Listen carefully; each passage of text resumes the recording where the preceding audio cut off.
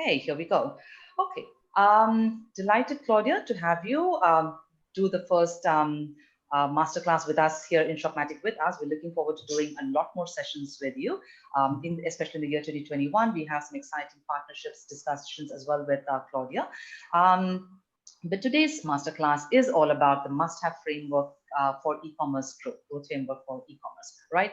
And we think it is the perfect time to actually bring this content to you today, because we are at the end of what proved to be an extremely challenging year, 2020, for everyone across the world. But while it was challenging with respect to lots of other things, I think it was actually a fantastic year for those businesses who were able to embrace digitization of their business and sort of like go online and try e-commerce, because I think it really helped that customers were very ready to embrace online shopping, and all of the infrastructure which is required for getting you to start e-commerce business with respect to having logistics and payments, those kind of solutions really sort of came through.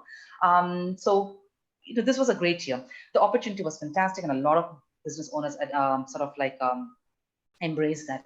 But having said that, 2021 is a new year, and we want to make sure that whatever you have embarked on this year is going to be sort of like leap off and grow in the year 2021. And for that, we have Claudia going to be speaking to us about the fundamentals and the foundation that you need to sort of like thinking about, and how do you actually go through that foundation, that framework, and the right way to do it, because there are many ways to do it, but then there's always a right way to do it, and that's important. And that's what we're going to be having Claudia speak with us about. I will not give away too much about what her content is. However, I'd like to do a quick introduction to Claudia.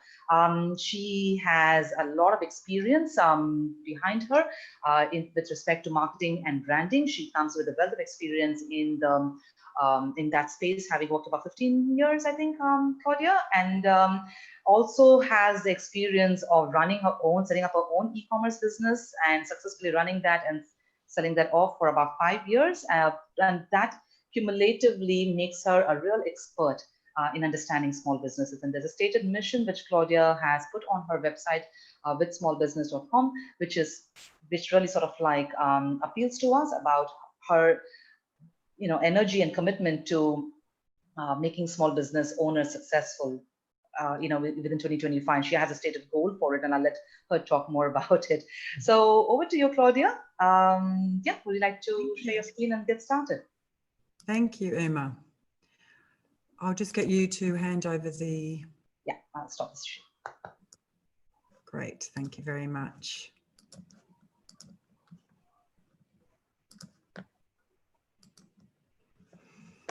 Okay, have you got the title slide up? Yeah, we can see that. And quickly, before you start, maybe I'll just reassure everyone who's participating today, you can raise whatever queries that you have for Claudia or for Shopmatic at the Q&A, and we will be doing a session with Claudia to answer all of your queries. So just, yeah.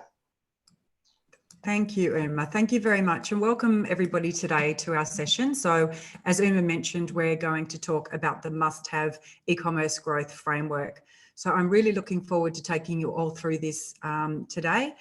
We both, Shopmatic and With Small Business, really hope that you gain lots of insights from this session that are practical and help give you an approach to go to your business after this session and know what are some of the things that you should be doing. Okay, so Uma's already introduced me, but I'm Claudia North, as she said, co-founder of With Small Business. So basically, we help small business owners grow their online businesses through this e-commerce framework that we're going to share with you today. And this framework has really been developed over the past number of years of working with a significant number of small businesses. So really excited to bring you the framework today to see how you can apply it to your business. But before we get into the framework today, we just wanted to do a poll. So I wanted to have a good understanding of which of the following do you have experience with in your online business. So Uma's going to share a poll with all of us. Mm-hmm.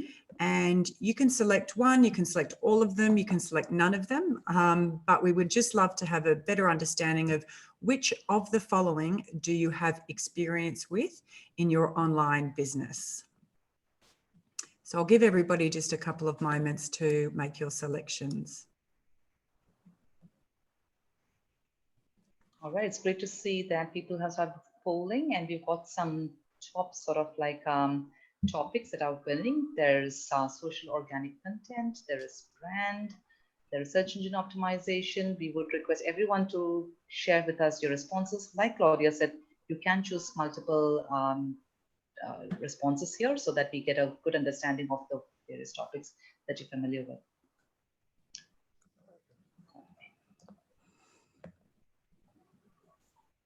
Okay, the poll's still running. We're going to keep it open for maybe another 30 seconds. Yes. Yeah.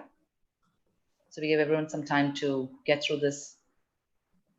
Just share with us. It may be something that you are familiar with, or even, you know, sort of like reasonably familiar with, but just help us understand what you know. And then I think that will really help Claudia to take this conversation in the right direction as well, and sort of like focus on the right sort of content for us. All right. Yeah. So yeah, okay. Still a few more people were shy and not really responding. Please do share with us on this poll. All right, the poll will be open for another 25 seconds, and then we'll be closing it off and let Claudia continue with her presentation. Thank you, Emma. For those of you who haven't done it yet, all right, your time's running out. Tick tock, only 13 more seconds, and the poll will be closed in 10 seconds now. And please don't be concerned if some of these topics you're not familiar with. That's exactly what we're here to go through today. Okay, we'll close the poll now, Claudia. Thank you, Emma. Right. Okay. Wonderful. Thank you, everybody, for participating in that. That's a lot of help. So just in terms of the results, in terms of, let's have a look here. So we have 55% have experience in brand.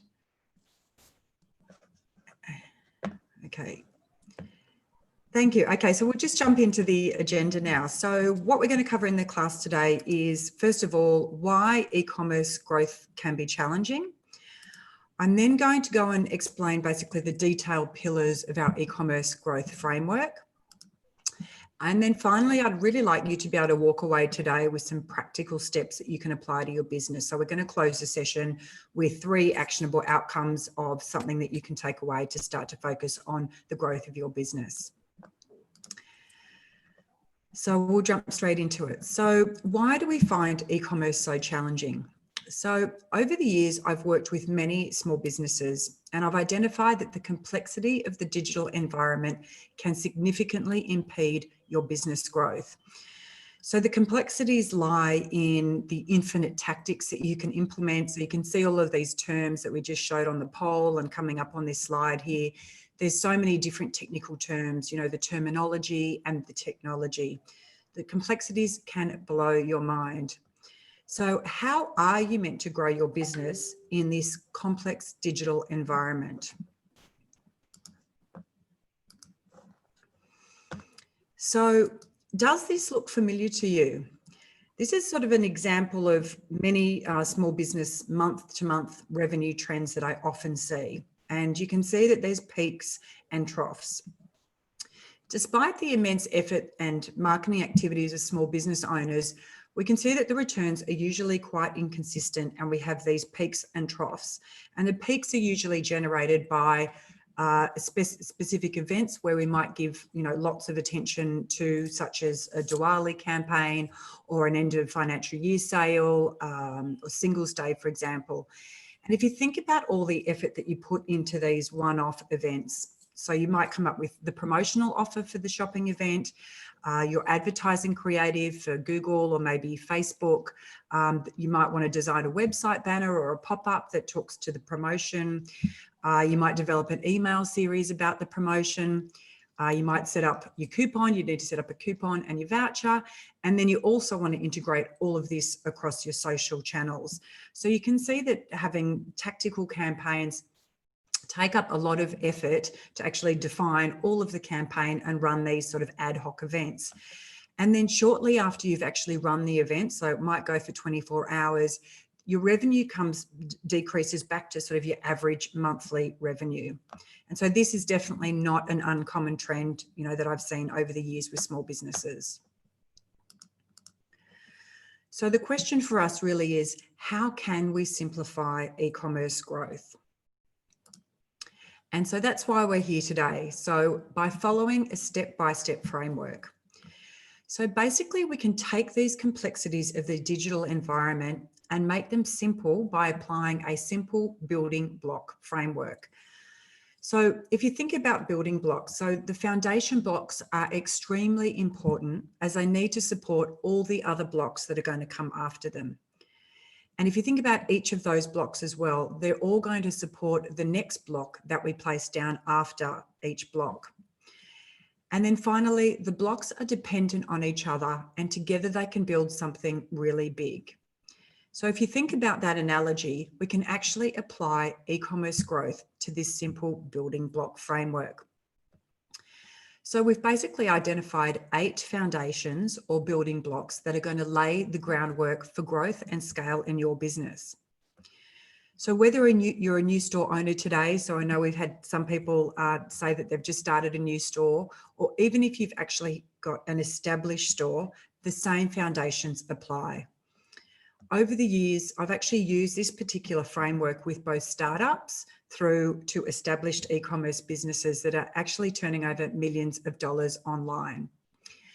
And this framework has not only simplified their digital marketing, but it's provided consistent growth over time. So not like those peaks and troughs that we just saw, but consistent growth. I've also found that the longer businesses commit to this framework, the more their revenue actually consistently grows to new levels.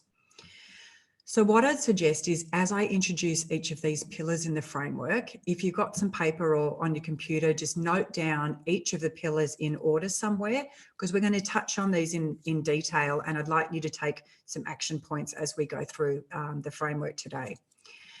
So as you'll see that the pillars are actually numbered and they rely on the previous one, just like the building blocks, to maximize the growth of your store. So if we touch on the first one, this is the first pillar is branding for growth. So please make this make a note down on a piece of paper, or if you've got a notepad on your computer, just put down 1, branding for growth. The next one we have, number 2, is data, analytics, and insights.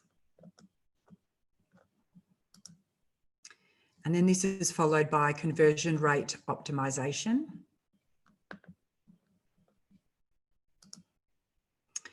Our 4th foundational pillar is search engine optimization, or some of you may have heard it called SEO. Then email marketing automation.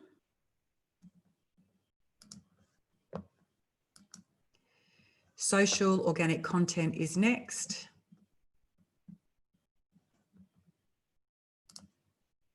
Number 7 is search engine marketing.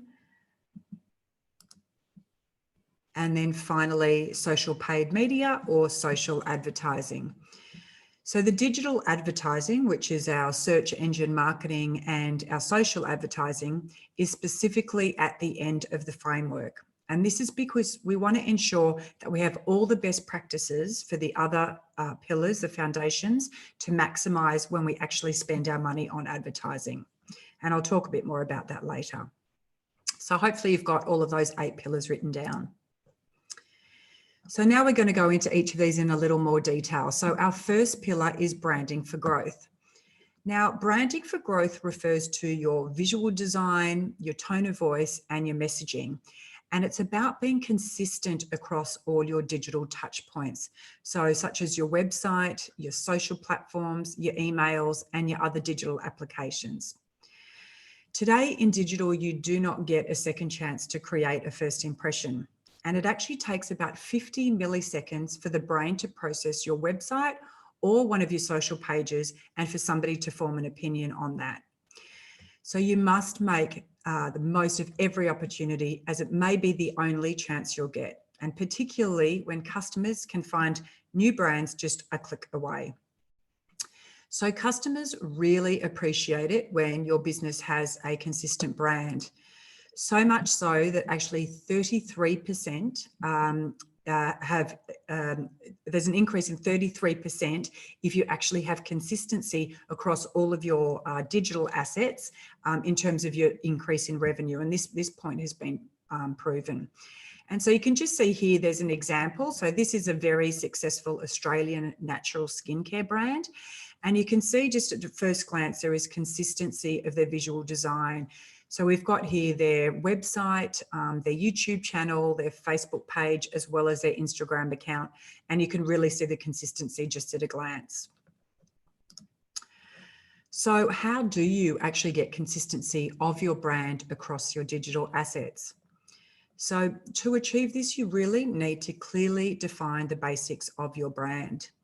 So I actually developed a cheat sheet that has 7 different basics of branding for online growth. Most small businesses you might have your logo, you might have your colors and your imagery, etc. But these some key foundations or basics of branding that are going to help you communicate across all of your digital assets in a consistent way, which will certainly support your revenue and sales growth. So I'll just run through what the basics are.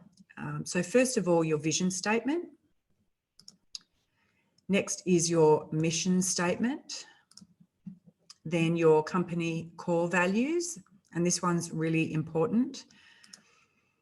Your unique selling proposition, or some of you might have heard it being called the USP. Definitely your target audiences is really important in identifying. This one you may not have heard of, your brand archetype. So this is basically, there's 12 different personality types in brand archetypes, and they really help associate your brand with the personality. And these are set, if you look up online, brand archetypes, it'll come up with the 12. Some of the examples are, there's the hero, the magician, the outlaw, the sage, the caregiver, the creator, etc. So there's 12 of these. And when you have a read of them, intuitively, you'll probably find that you connect quite strongly with one of them for your brand or your company. And some might connect with 2. So you could have a primary and a secondary, but it really helps you think about the personality of your brand. And the last one is tone of voice. And once you've done the brand archetype identification, the tone of voice also becomes quite a lot easier to identify.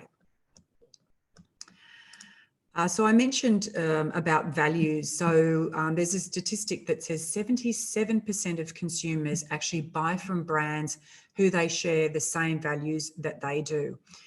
So you can see that branding is our first building block for growth. And so when it comes to your brand, it's really important not to risk having it consistent and really having it defined in detail. So here's where you can make a note. If any of this resonated with you, and you might have some of this documented and defined, some aspects you might want to do some work on, you can actually write next to your branding for growth that you want to give your branding some attention as an action item after this webinar. Okay, so moving on to our second pillar. So this is data, analytics, and insights.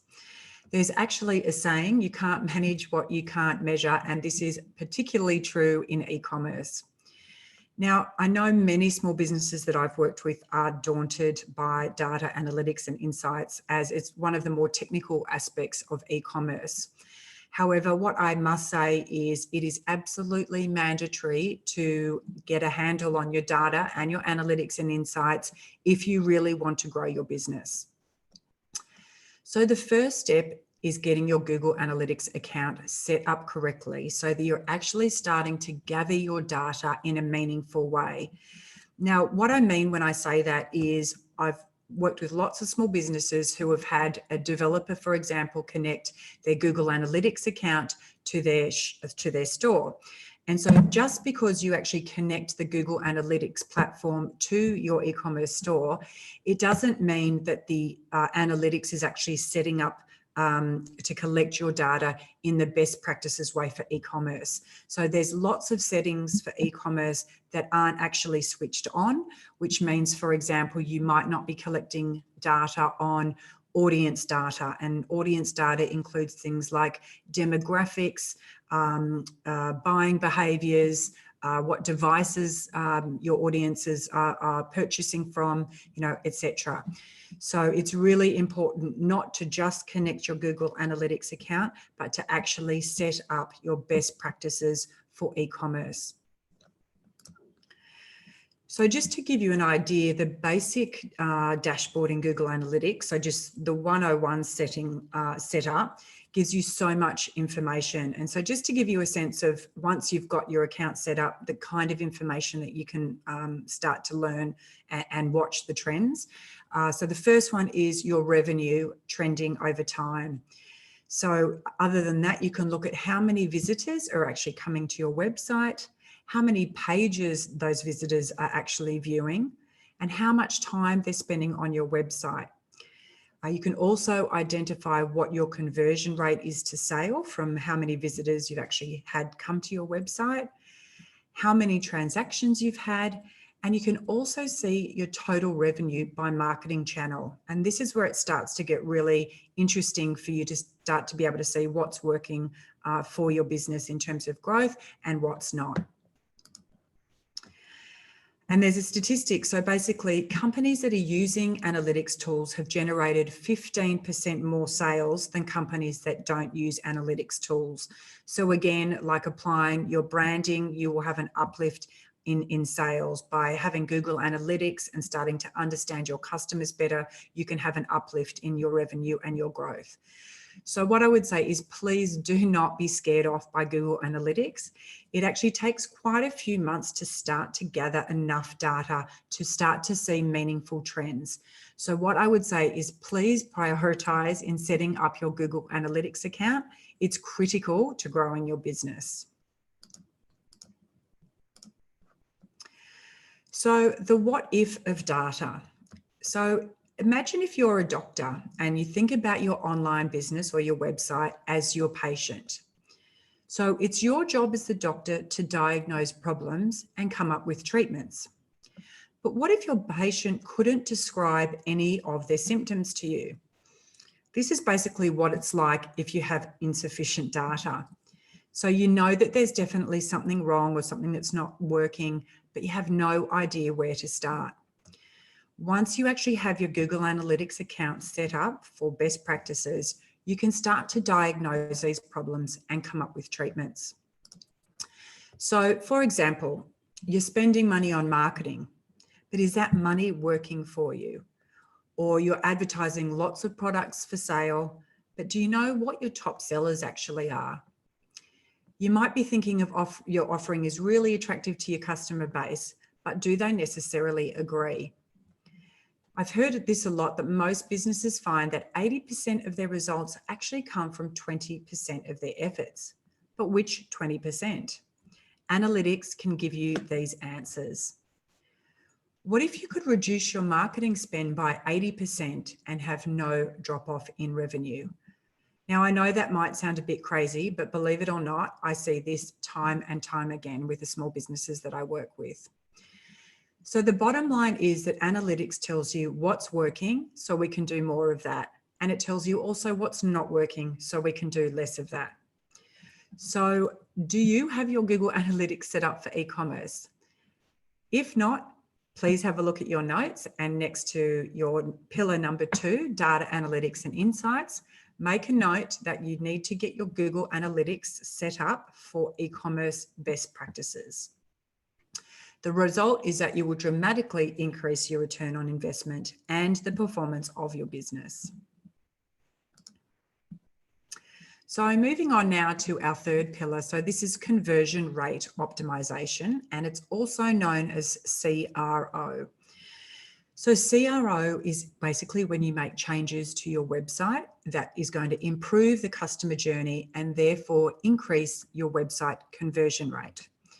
So if you're not sure how to calculate your conversion rate, I've just put up a formula here. So basically, we want to divide the total number of sales by the total number of your visitors during a given time frame.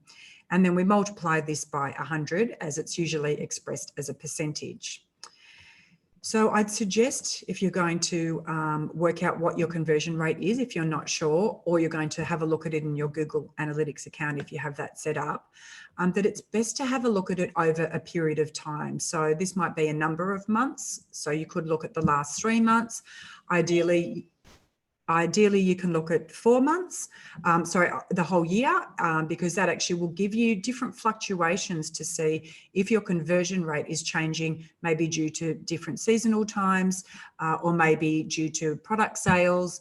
So it's going to start to give you an indication on where we can start to look at improving your conversion rate and your sales. So what I would say is, before conducting any CRO tactics or conversion rate tactics on your website, I highly recommend that you get your Google Analytics set up.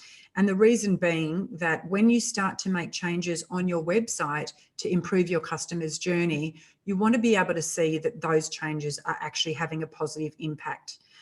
If they're having a negative impact, then you can roll back those changes and then look to other aspects of your website to tweak to improve that customer journey.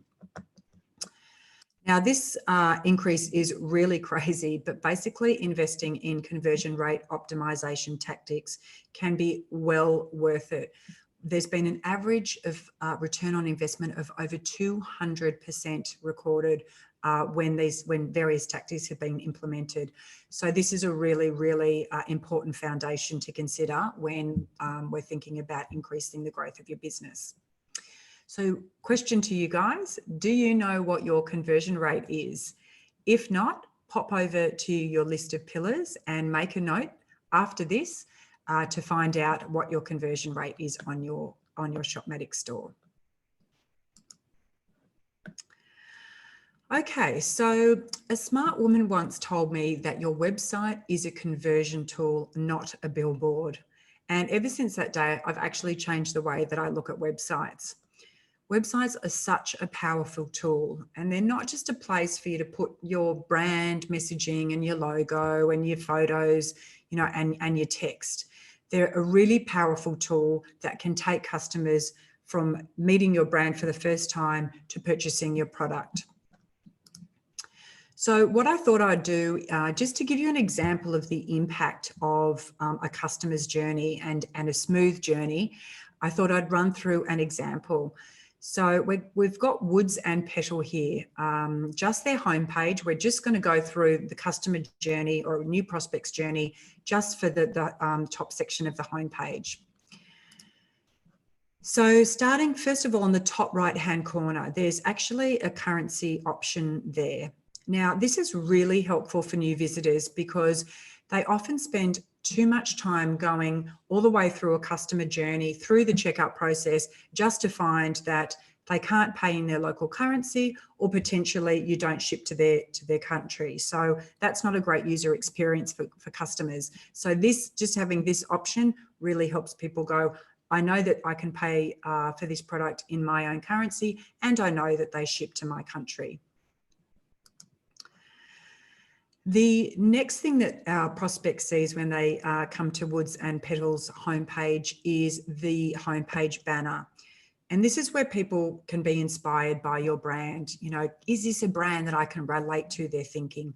So on this Woods and Petal example, you can see that they have this inspiring lifestyle image. They've actually got their raw product on display. It's beautifully photographed. There's luxurious colors. So you want to continue to explore. So the visitor can continue their journey down Woods and Petal's homepage because they know that this company actually ships to their country. They're inspired by the lifestyle image and they want to discover more. So now your new visitor is wondering, well, exactly what type of business is this and what do they do? And this is where the clear offer description comes in. So a clearly articulated offer description is going to help visitors with these questions. And so you can see here for Woods and Petals that they actually have their offer, which articulates handmade, Ayurveda and handicraft. So that's great. I'm in the right place. I'm inspired. I know that they can ship Ayurvedic products to me, but how are they actually different from their competitors? And so this is where you want to communicate your unique selling proposition, or your USP, which we talked about a little bit earlier in branding. So you can see here that Woods and Petal are unique because they do handmade, Ayurveda blended with ancient wisdom and handcrafted by craft women. And finally, it's also best practice to have a one-click call to action button to your shop page. So you can see here that Woods and Petal have their Shop Now button above the fold.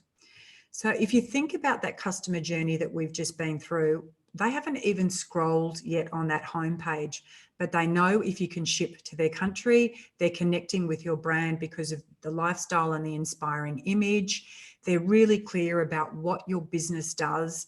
They understand why you're unique and why they should purchase from you rather than somebody else. And one click, they're straight to the product page. So this is a fantastic example of how a smooth customer journey can really support the sales process. So moving on to our fourth pillar. So this is search engine optimization, and you might have also heard this term before. It's known as SEO. So just to touch on, if you're not sure what this is, so this is the process of improving things on your site to increase your rankings for search engine queries like Google or Bing or Yahoo. So basically, the better that your page is ranked, the more likely that search engines like Google or Bing or Yahoo are going to recommend your content to people doing searches. 75% of users actually never go beyond the first page of Google search results, which is a bit scary if you're not appearing on the first page. So you can see why you want to have a goal to actually be ranking on the first page. And I must say, this does take time and you need to be patient. It's not something that you can just invest in and get straight on the first page. It's definitely something that you need to give attention to over time to focus on getting yourself to that home page. Excuse me. So optimizing your website for search engines will deliver you organic traffic, and this definitely increases over time.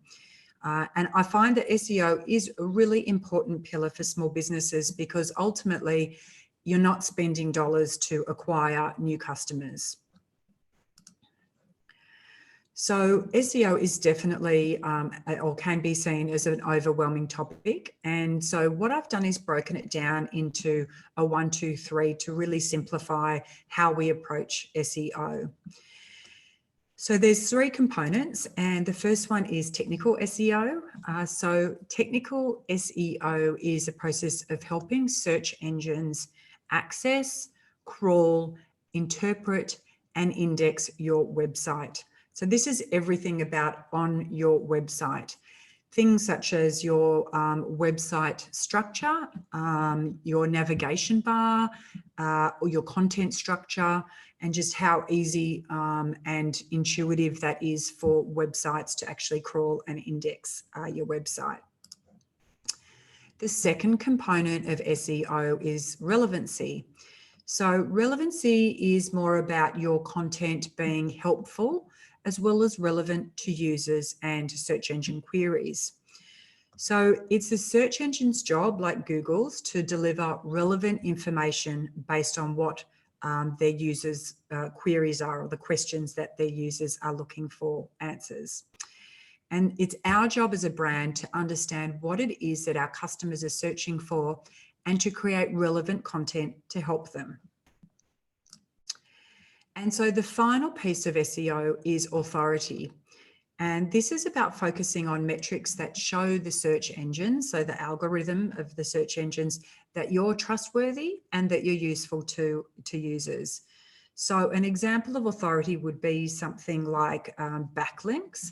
So backlinks would be if a credible website actually has a link on one of their blogs, for example, that comes back to your website.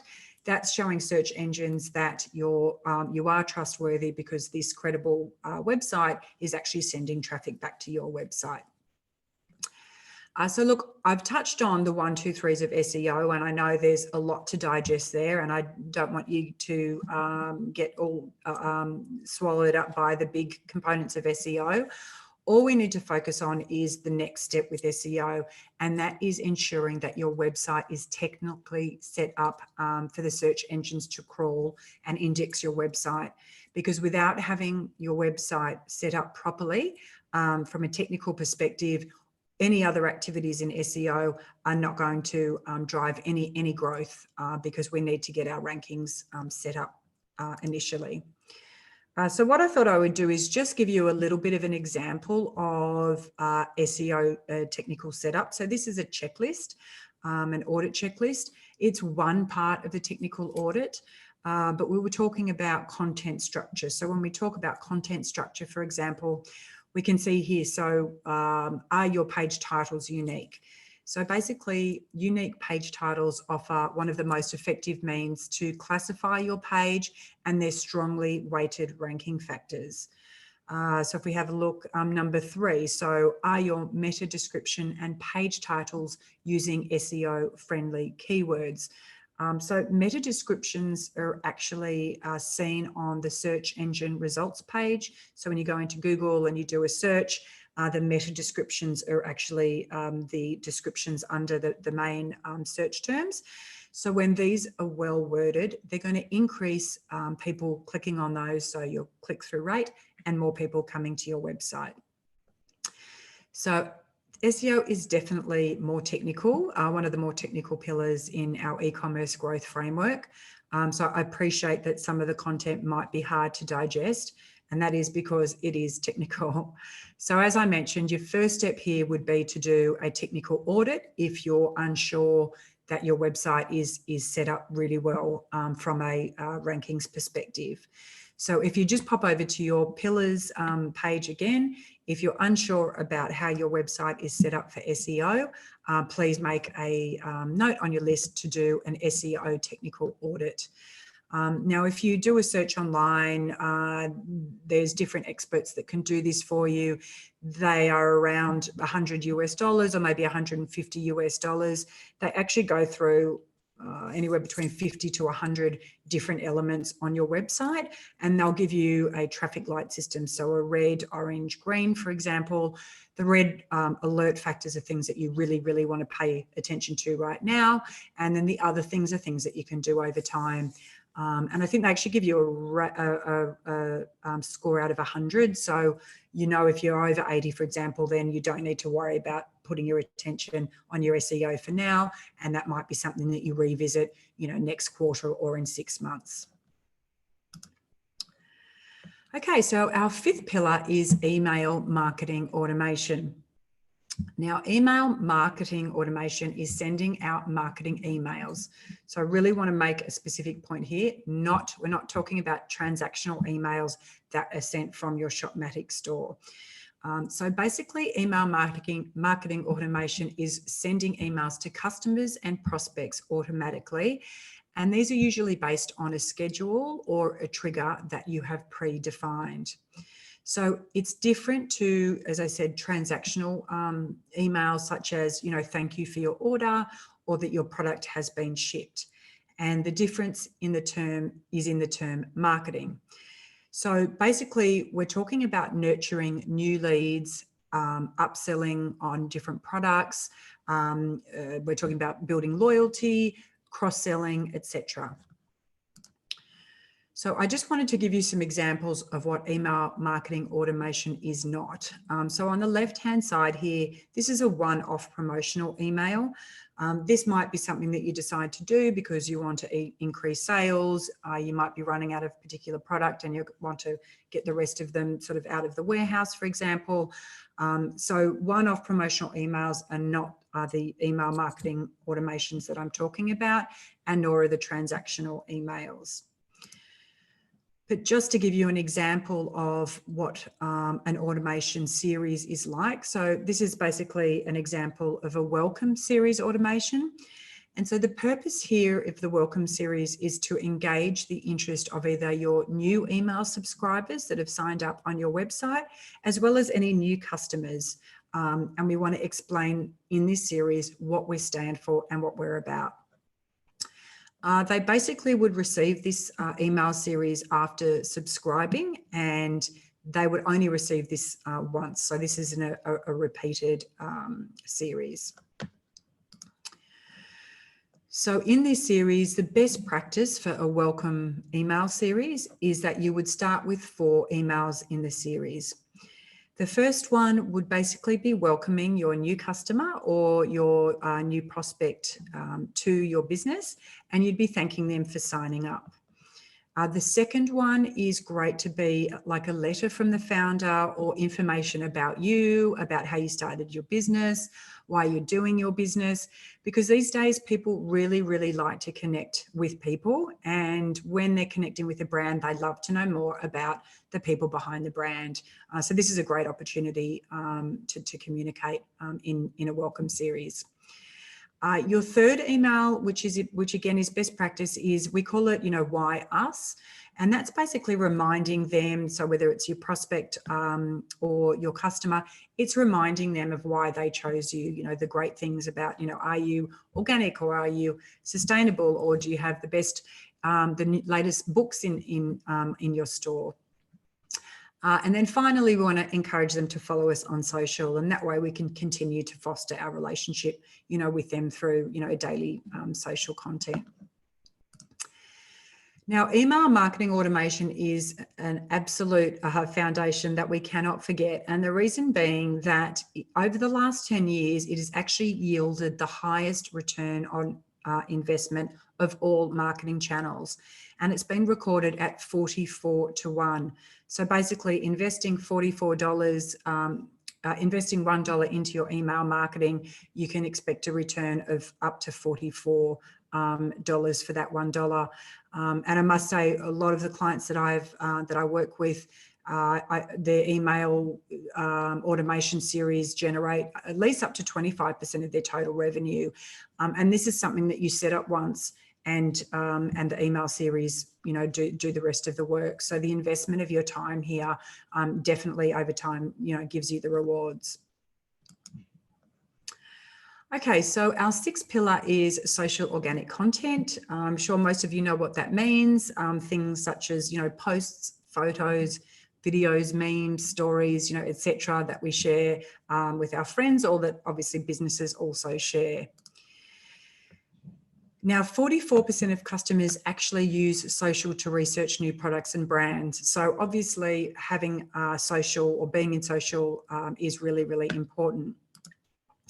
In saying that though, I would like to ask, how many social channels are you actually using? So we know that there are many social media channels, and these are only some of them. I do highly suggest though that you don't overcommit yourself to too many channels.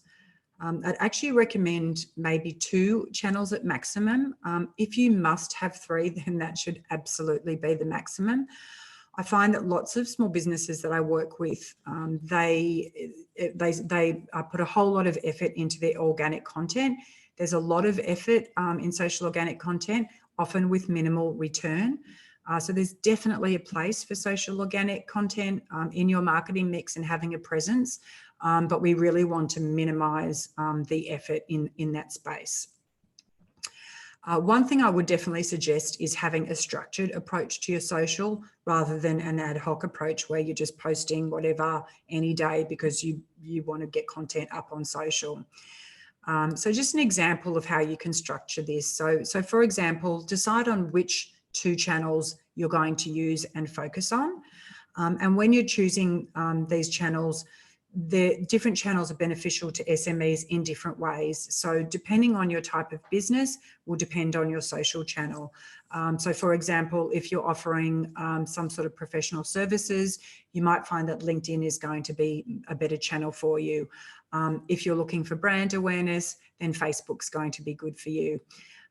Each of the different social channels also have different skews in their audiences. So understanding your audience and best where to find them based on how you want to communicate to them is really important when we're thinking about your social channels.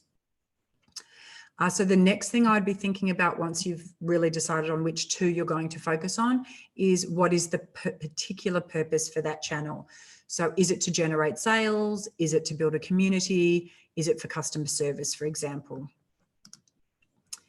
Next up is posting frequency. Now, this is a good one. A lot of small businesses think that if they just keep posting that, they're going to get the benefits in terms of growth. Now, this is where you can start to save your time. So decide what posting frequency you can commit to. So when I say that, is it 1 day a week? Is it 2 days a week? Basically, the algorithms for social reward consistency. So if you feel that you can only post quality content once a week, then that is completely fine. But just decide on how often and definitely stick to that. It's quality over quantity when we're talking about social posts. And so finally, when you're thinking about your social organic content is your content direction. And so this is, what are the content themes that you really want to communicate to your audiences? What are going to be the best formats on those two platforms that are going to get cut through to your audiences? And also think about how are you going to vary your content? Posting the same content on both platforms, particularly Facebook and Instagram, isn't rewarded particularly well. And so we really want to make sure that if we're using the same theme or the same type of post, that we actually vary it in some way to meet the objectives of that particular platform. So if you don't have a structured approach to your social content, pop over to your notes with your pillars and make a note that you would like to give social organic content some further attention. So our 7th pillar is search engine marketing. And so this is also called SEO. And this is about driving traffic to your website by actually purchasing ads. And search engine marketing is definitely the unbeatable digital channel in terms of return on investment for paid advertising. And this is because it produces really fast results to get your target audiences in market when they're searching for your product. So similarly to SEO, we have a 1, 2, 3 for search engine marketing. The first one I would say is Google search ads. So here's an example of Ayurvedic products that we put into our search bar. And you can see here are 2 companies that are bidding for the search term Ayurvedic products. You can always tell if they're an ad because you can see the green circles there. It says that they're an ad and they're highlighted here in the green circles. So most small businesses that I've actually worked with have not found their way to the first page of search results. And so with 75% of people never going beyond the first page, this is where we can start to get growth utilizing Google search ads until we get to getting our rankings onto the first page of search results. So number 2 is retargeting. So some of you may have heard of this term, and this is basically tracking your visitors that leave your website without actually buying a product. And this is what the retargeting process looks like. So a prospect visits your website. They actually get tracked by a technical term called a cookie. Then when the prospect leaves, you can later serve them an ad on other websites. And then these prospects can actually return back to your website. So an interesting statistic is that only 2% of customers on average are actually converted on their first visit to your store. So if you think about retargeting, we've got 98% of your traffic, of your new visitors that haven't purchased. So retargeting to these people after they've visited to your store is a really cost-efficient way and a smart way to re-engage these leads. And finally, for SEM, we have what's called Google Similar Audiences. So similar audiences, you may have heard there's an interchangeable term that Facebook uses called lookalike audiences. So this is basically where you can take the emails from your existing customers, you can load them into Google, and then Google will actually find people that have similar interests or characteristics to these email lists. So this is a really cost-effective tactic to utilize to be finding people that look like your people. So if you're not using Google Ads yet, or retargeting or similar audiences, make a note next to the SEM pillar that there's some tactics here that can help drive short-term growth at a really cost-efficient investment. Okay, and so finally, we're on to social paid media or social advertising. So this is our 8th foundation or our 8th pillar. So for those that aren't sure, so social media advertising, this is basically where we're using ads, social ads across Facebook or Twitter or Instagram to target your audiences, with ads about your products and your brand. If you're new to this channel, I completely understand that it can be daunting and really challenging. I often say that both for Google and Facebook that you literally need a degree to operate these platforms. And so this is the other reason that I actually have both of the advertising elements towards the end of the pillars. Because when you're going to start to spend your money on advertising, you want to maximize those dollars. And to maximize those dollars, you need to have those other foundations. So all the 1 to 6 foundations that we talked about in place so that you're maximizing the return on that dollar. Now, why do we need social advertising? Unfortunately, the reach of our organic platforms is really low. So if you post, I put an organic post onto one of your platforms, only about 5.2% of your followers are actually going to see that post. And again, this is why I talked earlier about social organic content and not putting hours and hours of your time into the organic content. You want to have a presence, but you want to be able to utilize that time in a more effective way for growing your business.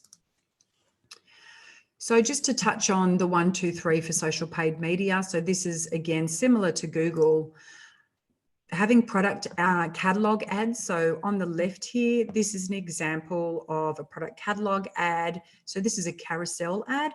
And this format allows your business to add up to 10 images or videos within one single ad unit.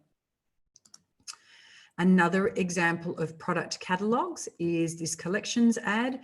So basically a collection ad has 4 items under your hero image or video. Your audience can tap on any of these items, learn more about them, browse similar items. So product catalog ads is a really cost-efficient way, again, of getting your product out there to broader audiences.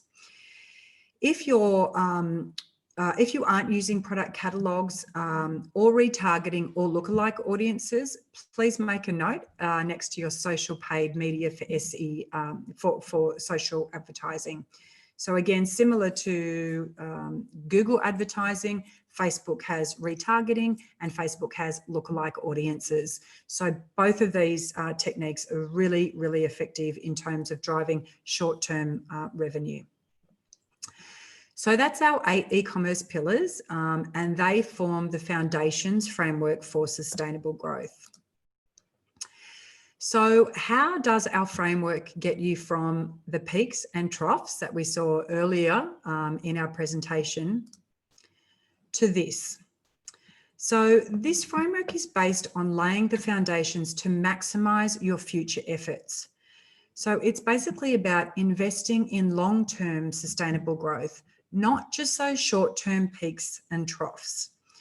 So if we're relying on ad hoc campaigns and promotional email blasts to drive sales, we're taking up significant effort for short-term results. What we're doing here is building out best practices and content that will always be relevant, or there's a term that I use, you may have heard it, called evergreen. And this is basically where we're relevant to audiences and we're not time sensitive. So when we have all these foundations in place, though, we can absolutely extract a whole lot more value from our tactical campaigns, like a Diwali campaign, a singles campaign, and then maximize these efforts. So in summary, the framework that I've taken you through will give you a structured approach to growing rather than executing random tactics and give you those inconsistent peaks and troughs. It will definitely save you time, as you won't be wasting time on activities that don't drive sustainable growth. It will save you money because the framework has been tried and tested with both startup businesses as well as established e-commerce businesses.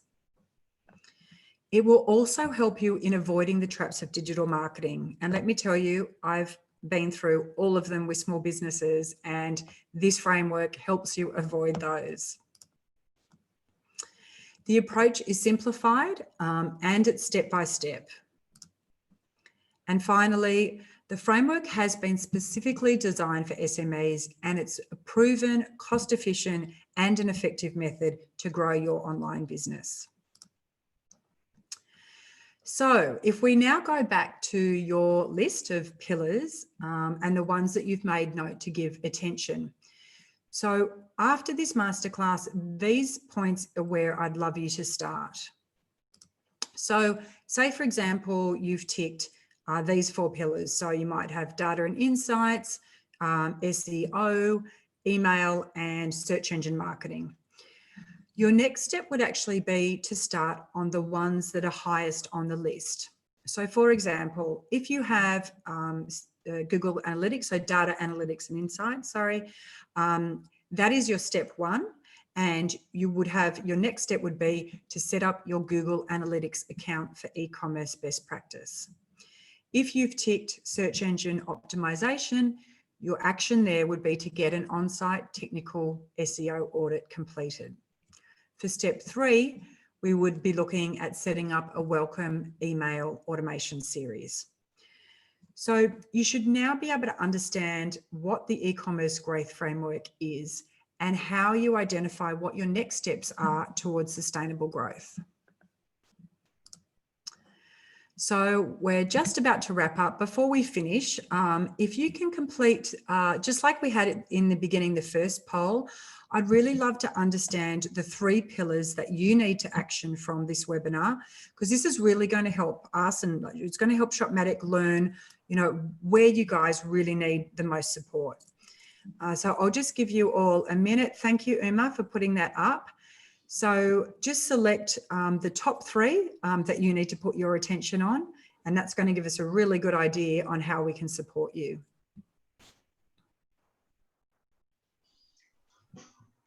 Thank you, Claudia. There was a fabulous session that you ran for us, and the poll is on like you requested. And yeah, please, we encourage everyone to give your responses on this one. This is going to be some fantastic soul searching and thinking that you're going to have to do on, what next steps you're taking on your business. And let's get started. We've got about 50% of you already voted, and we've got some clear winners. A lot of you are actually saying that you want to get started on search engine optimization, followed by conversion rate optimization, data and insights. Okay, so some competition happening there. Things are like sort of like picking up. Some of them are sort of like superseding the others. But I think largely we have some clear areas that people want to focus on. I mean, they are SEO, CRO, data and insights, SEM, and then there is social paid marketing and email automation. Those seem to be like the top 5 that people are selecting. We've still got about 4 or 5 people who are not voted. If you're taking some time to think about it, it's okay. We'll give you, maybe still going to have this open for another 30 seconds. Think about it and give us some answers about what are the top 3 pillars that you want to action from, after listening to Claudia's expert advice on these various foundation pillars that you need to be working on for e-commerce growth. All right. Okay, we are also starting to see some queries coming in chat. Clara, you raised a query in chat. May I please request you to put it into Q&A, because right after this, we will be getting into the Q&A session for Claudia to give us some answers on the sort of like burning questions that you have. Yeah. So please remember to put them in Q&A. Okay, great. So we're going to be closing this poll in another 15 seconds. Still, I see a few are still shy of answering the poll. No one's going to hold you to it. Come on. I mean, it's fine. You know, this is just an action plan that you want to get started on for 2021 from fresh thinking. And you could be like, you know, a little bit on and off. You select 3 and you may decide later that you want to switch one or the other. That's fine too. It's just to give us an idea about what are the areas you want to focus on. Okay, so we will be closing the session in another 15 seconds. It's true. Yeah. All right. Great. Thank you. Thank you. All right. Thank you. I'll share the poll results so you can see it as well. Oh, that'd be great. Well, so thank you everyone for your time today. Oh, great. There we go. Okay, so yeah, so SEO is definitely a big one. Look, everybody's a little bit spread over, and that's great because I'm hoping from the session that you've actually been able to go, wow, great, I'm really happy with where my brand is at, and I've got, you know, my data set up. So hoping that from, you know, the framework that you can really see what you're doing great and what you've got set up, and then where your, you know, opportunities is to grow. So I just wanted to say thank you to everybody for your time today, and particularly Shopmatic for the opportunity to talk to your audience today. I hope that you've enjoyed the session and that you've been able to get, you know, some real insights and practical action, you know, items for you to take away. If you've got any questions, please reach out obviously to Shopmatic, or you can head over to our website at www.withsmallbusiness.com. But Uma, I will hand over to you for our Q&A session. Yeah, fantastic. Thank you so much, Claudia. Wonderful session. I think hugely beneficial. You've sort of like crammed a lot of information in today's session, but I think it's extremely, extremely valuable for our participants to understand that these pillars, we have just sort of like skimmed on the top. There's a lot more in depth that we can actually go into, and you will find that information on Claudia's website. And we're also delighted to share that, you know, we will probably be bringing in some of the content exclusively for the Shopmatic users very soon, and we look forward to doing that. But before we get into that one, let's head to the Q&As. If there are any Q&As today that you want to ask Claudia, this is the right time to do so. Please put your questions in Q&A and not in chat. Thank you, Shika. Shika's message is saying it's an extremely valuable session, a lot of insights to think upon. Yes, Shika, and we do hope that you will, you know, sort of like think about these so that you can actually start planning for 2021 and how you sort of like want to plan for that e-commerce growth for your business. Okay. Thank you for your feedback. That's, yeah, very much appreciate that. I'm glad you got something from the session. Fantastic. All right. So Claudia, I mean, I'm just going to kickstart on some questions, even as people are sort of like, you know, thinking about the questions they want to ask you. So if I know that you said that, you know, there is a certain sequence to which one has to do these foundations, right? And but however, it's not to say that if one has done branding, the exercise sort of like stops. It's like an ongoing thing, right? So what do you think out of the 8 pillars, 1 or 2 of the pillars, which might be like something that continuously has to be worked upon, or at least in frequent enough intervals? Are any of the pillars like that? Actually, a really good question, Uma. To be honest, all of them. Branding is probably the one that you might want to revisit least, because when you've really documented and you've got that going, you know, you might do a refresh every couple of years. But what I've really found is digital is cyclical. And what I mean by that is that once you complete certain best practices and tactics, and then you grow to a certain level, then you need to come back and you redo conversion rate optimization tactics. There's more SEO tactics. In terms of the email marketing automation series, one of my existing clients, we have 12 different email series. We have about 150 different emails in all of the automations, and we've been building that over the past 5 years.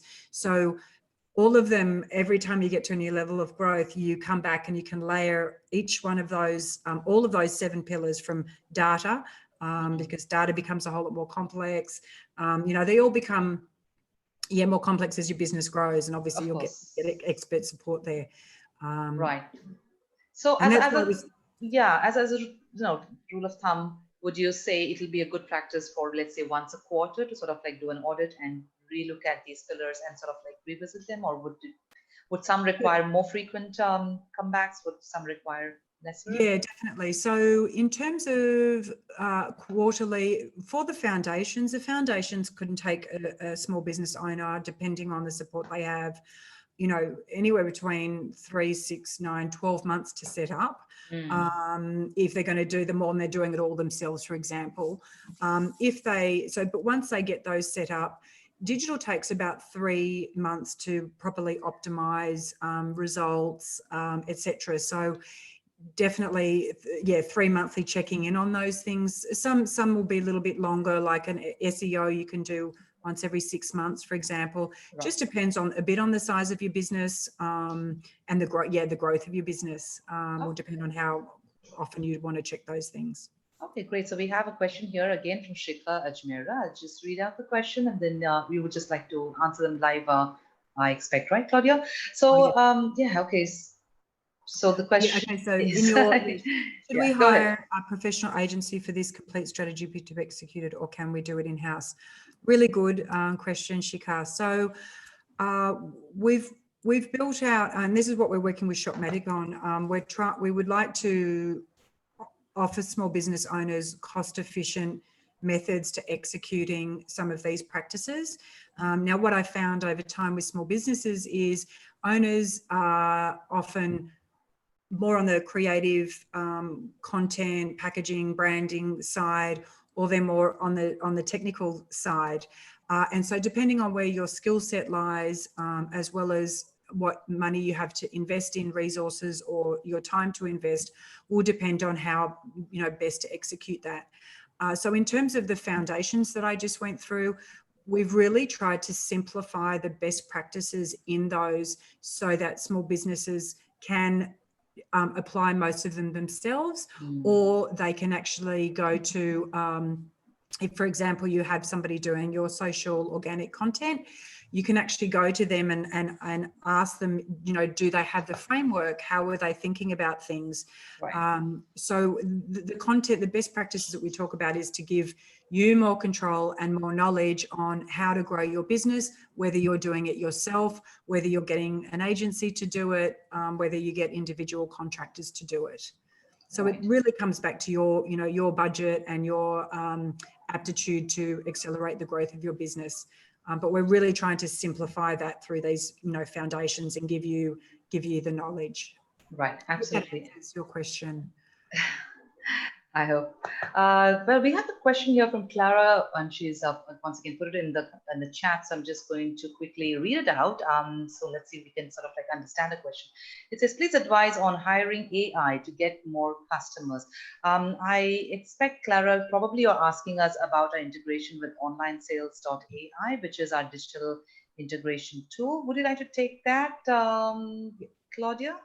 Yes, absolutely. So the online AI platform, which is integrated with Shopmatic now, they have the capability to run Facebook ads and Google ads. So absolutely, when you get to that stage, utilising their platform, I think they've done a fantastic job of really simplifying those activities. And so now knowing that you would like to do lookalike audiences, retargeting, that's where you can utilize that platform to start to test those low-hanging fruits to drive new sales. Right, absolutely.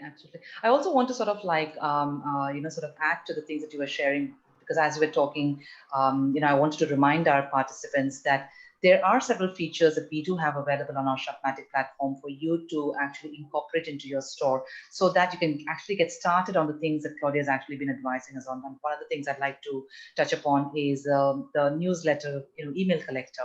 There's a great starting point. Please make sure that you have that right on the homepage. Would you advise they should have it on, more than one page, or typically the homepage? Yes, they start collecting emails. Yeah, definitely the homepage, and also about us, is good as well. When they discovering more about your business, definitely. Yeah. Yes. All right. Yeah. I mean, and I also thought the information that you shared on how, you need to optimize SEO, that's very valuable. And there's so much that you can actually do on your Shopmatic store at this point in time with respect to, Yes. using various features that we have, So you've right, got, yeah, the Claudia? titles, the descriptions, Hmm. meta tags. So in the Shopmatic platform, under the products and the pages, a number of those best practice tactics that I talked about are all part of the platform. So I'd go in and have a check yourself. How have you titled your pages? Are you using keywords? Looking at your product descriptions and really keeping the keywords in the top 160 characters, so early on in your product descriptions. So just Clara, just to touch on, I think I'm understanding a little bit more. So in terms of advising on hiring AI to get more customers, what I would say also about that is, based on your objectives in digital marketing, you set your objectives, and then the algorithms of the platform, whether that's Google or Facebook, will actually optimize towards your objectives. What I would say about that is that those practices aren't something that you put in a small amount of money for a couple of days and you stop. And this again is why I do the digital advertising at the end of the foundations, because when you start to invest in digital advertising, algorithms are optimized to grow or to deliver results based on your objectives. And so if you can stay in long enough to be getting your 3 months of data, and even if that's a small amount that you're doing on your retargeting or on finding new lookalikes, you get the results as the algorithm continues over time. And so that is the best way to get a return on your investment in digital advertising, and that is consistent spend on the platforms with objectives and target audiences. So I hope that's helped a little bit more on the AI question. Okay, great. I think it did. The other question that I wanted to ask you, and as we're waiting for, there's a new Q&A.Maybe I should just give it some a little precedence over my question. Let's just quickly see what our participants have asked. Okay, so there is quality over quantity. How would you define quality? Okay, so when I talk about quality, what I mean is, if you've documented which channel, why you're using that channel, what audiences are there that you're trying to connect with, what is your objective of connecting with them, then when I talk quality, we're producing content that is thinking about that. So if, for example, we have a product that has a long consideration period, and what I mean is, when they see your brand, it might take them 3, 4, 5 months to actually purchase. The way we want to think about content is, how do we educate and inspire those new people, through that conversion process. So rather than just posting, a product and just sort of more random things, really think about what you're trying to achieve with that piece of content. And I think you'll find, if you step back and plan that out, so usually I talk about having content themes or content pillars. You might have 5 of those, for example, and each week you might post just one theme, and then you're testing those themes to see which of those are working. So it's really just having a bigger think about it, and a plan on what you're trying to achieve with that content. Right, which actually dovetails perfectly into the question that I wanted to ask, actually. I thought one of the interesting things you shared with us was, for every business owner to really pick and choose no more than 2 social media channels that they want to focus on, and really sort of like concentrate the effort on that. I mean, as small business owners, organic social media is one place which, where they want to invest in, and really want to sort of like invest in, like, from an effort point of view, right? And then they spread themselves too thin over many different social media, thinking and hoping that, they would get clusters of potential buyers from different social media channels, right? But I thought it was extremely sensible advice from you that, pick 2 and focus on that, because it's a lot of effort. However, the question then becomes, which 2 do I pick as a business owner? Would you have any advice for our, participants with respect to, what are the 2 best? I mean, I think you mentioned that Facebook is great for some objectives, and so could you just sort of like say, if it is Yeah, fashion absolutely. related or something like Yep. category wise, if there is any advice? Definitely. So I'll give you a tip. I definitely jump online and have a look at there's sort of cheat sheets for social platforms, and they actually go through the audiences, posting frequency, all of those sorts of things. But just off just directly from me, if you have a product that needs a lot of research and time, things like YouTube or LinkedIn are better platforms. Facebook is definitely a discovery platform. When I talk about discovery, anything, lifestyle, lifestyle products. Pinterest is definitely more on the fashion side of things, and the health, and has a very high skew for women. And Pinterest is a bit trickier from a advertising perspective if you're not in fashion. And so if you think about your behavior when you go to Pinterest, you're exploring and you're sort of in that sit back mode. So that would be Pinterest. Okay. LinkedIn is Instagram, definitely anything about much more Instagram? professional platform. Pardon? Instagram. I think that's another thing that everyone knows. Yeah. Especially Instagram people of a certain generation find it very hard, if I might say so. Yeah, understandable. Instagram is probably the absolute lead in terms of performance for shopping, for any e-commerce. Instagram, any B2C e-commerce brand, Instagram, Oh, wow. Okay. 95% be your number one. Their features that they're brought out for shopping is next level. Their reach is a lot stronger than Facebook. So Facebook's a lot more these days. It's great for your retargeting, etc., but it's a lot more of a community authentic platform, where Instagram's a bit more of a sales promotional platform. Right. If that makes sense. Right, which is great great sort of like advice about how to actually choose which sort of social media channel that you want to focus on, and then sort of like really build depth of content and consistency on that particular channel. Yeah, Fantastic. I actually do have a little infographic that goes through all the platforms and posting frequency and audiences and all of that kind of stuff. So Right. that kind of thing I can absolutely share for you to share with your customers. Fantastic. We hope to bring that on when we sort of like, bring in more content for our customers and our viewers Absolutely. and participants for when we work on a much more closer partnership and relationship with you going forward. And we're looking forward to that one. Okay, there's another query I think that's come in, and will absolutely be the last one that we will take before we end the session. It's quite, I would run over time, and it's a little late for Claudia as well. So let's try to see that. I think there's a comment. Okay, so which two channels? Okay. Natural stone. And okay, interesting. So Shika, just on your target audience, would you say that you're selling to direct to consumers, or are you selling to other stores and designers? B2B, yeah. Yeah. Without knowing that, if you were doing direct to consumers, I would definitely say Instagram, absolutely. Yeah, Instagram and Facebook, because Facebook will give you, unless you're doing to business. If you're doing to business, I'd probably say Instagram and LinkedIn. Yeah, she's actually mentioned selling to both. She's doing both B2C as well as B2B. Oh, great. Okay, good. Yeah. So I would do, your Instagram and then LinkedIn. And if you wanted to do a third one, that would be Facebook. But I'd really just focus on those two as a start. Yeah. Right. Okay. Okay, I don't see any more queries coming in. So, like I said, we will call it a night. It's been a long sort of like session. We overrun the session, but it's been so interesting that I don't think we really sort of like noticed, how long you've been running this for us. Thank you once again, Claudia. It was a wonderful session that you ran for us, and we're delighted to have you. And I think it was perfectly timed, perfect kind of content to bring to our viewers today.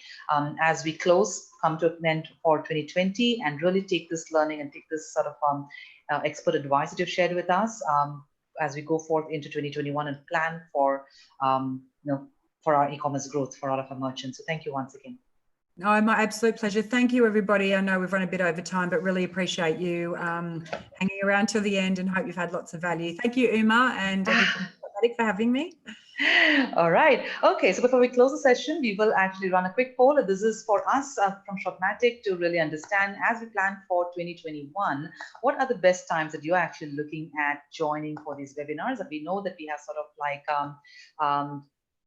run our sessions every month at this particular set time, which is 3:30 India time and 6 o'clock in Singapore, and only on weekdays. And we specifically sort of like stick to a stated date, day of the week, which is Thursdays. But we'd love to hear what your thoughts are. So if you have any such recommendations to us, we'd love to hear that, and then we will be we'll make sure that we sort of like bring that into play when we plan our workshops for webinars for next year. Thank you once again. Delighted to have you all. It's the end of the year. We hope you've had a wonderful festive season. You know, the October to January is really a big season for small business owners. Typically, that's the time that they actually see about 40 to 50% of their annual sales in our experience. So we hope that you've had you know, a great season this year, what with all the, you know, the 11-11 opportunities and the 12-12 kind of sales opportunities. And with still a few more weeks to go ahead, there is Christmas coming ahead and New Year coming ahead. And we hope that you see fantastic sales and you have planned your businesses for these big opportunities as well as in January and February. You know, we have Chinese New Year coming up. We've got Valentine's Day coming up. So there's like a whole period of sales opportunities that are ahead of you. And we hope that this session has given you some food for thought for planning for next year. Do pop by and take a look at what Claudia has to offer on her own website. She talks a lot. She has a lot more richer content on the 8 pillars that she talked about today. That's www.withsmallbusiness.com. And like we mentioned, we will be sort of like sharing more content from Claudia exclusively on our platform going forward as well. So we look forward to sharing that news with you. There will be the other thing that I forgot to mention, but I did mention earlier, is that if you haven't recently checked in or logged into your Shopmatic account, we encourage you to do so. There is some wonderful interactive new dashboard awaiting you, which helps you to get sort of like going on setting up your stores much faster, as well as optimizing the way you will really sort of like want to sell and do e-commerce. We have introduced these innovative ways to sell only via social channels, only via chat channels, via a web store, as they have always enabled you, and via integrating on marketplaces. So these are the 4 new ways that you can actually e-commerce using Shopmatic. So we'd love to get your feedback on that. And if you have any queries or support which is required and understanding more information on your new dashboard or the new content that we have on your dashboard, jump onto the chat channel and our consultants are only too happy to help you with that. The recording of the session will be shared with you all via your emails and as well as uploaded onto our YouTube channel on Shopmatic on YouTube. So to subscribe if you want to sort of like get a heads up on all the new content that we keep sort of like putting up on it.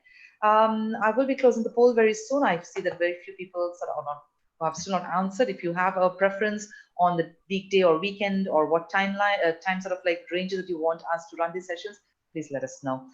Okay, thank you again, and season's greetings to everyone who's celebrating Christmas, and a very, very happy New Year ahead.